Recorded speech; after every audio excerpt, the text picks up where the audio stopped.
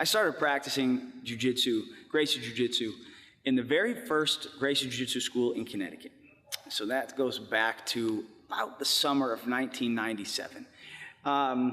And so during that time, Hoist would come to the school and kind of being the original student of that location, I would play a role in our relationship with Hoist and our relationship with the other members of the Gracie family as they would come to Connecticut to deliver seminars. Brazilian Jiu-Jitsu is interesting when you try to define what it is, because the interesting part about it is that it's different from school to school. Some schools are competition schools, and that's all they do is compete. Some schools are self-defense schools, and all they do is practice the traditional self-defense aspects of our art.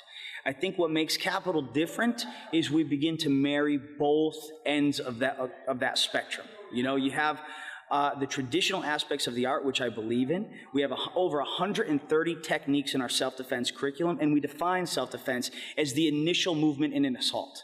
So how do you respond to the initial movement in an assault?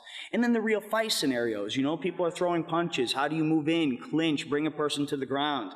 What do you do if there are multiple attackers attacking you?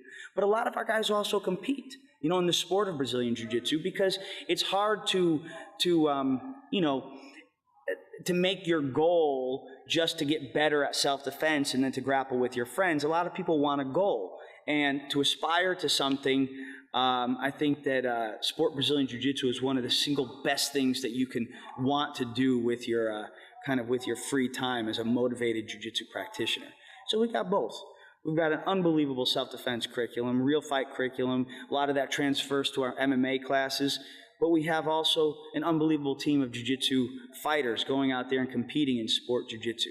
So I don't think it has to be one or the other. I think that our school does a really good job of marrying both.